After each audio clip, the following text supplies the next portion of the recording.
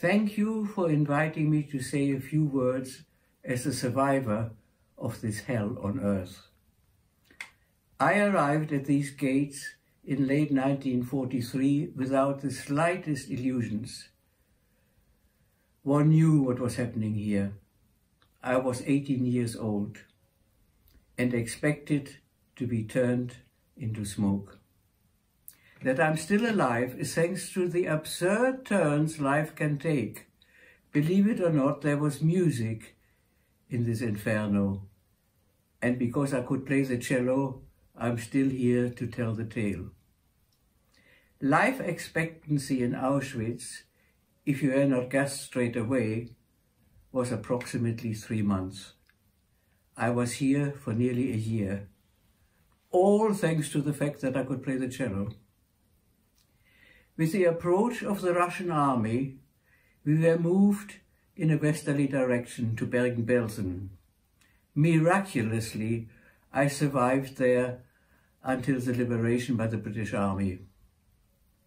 When my sister and I finally arrived in England, we thought naively that we will tell the world what has been happening, and that will be the end of senseless murder, xenophobia, and anti-Semitism.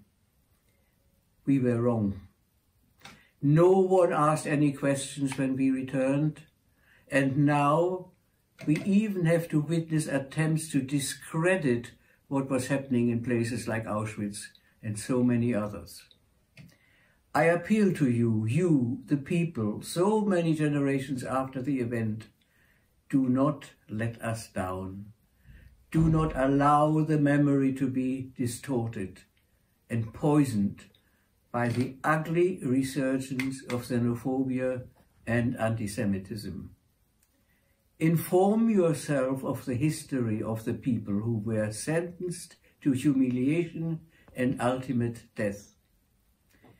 These people were just people, human beings, before they were categorized into nationalities or religions.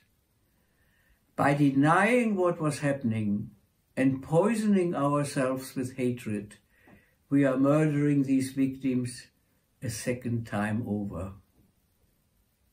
We must fight against history repeating itself.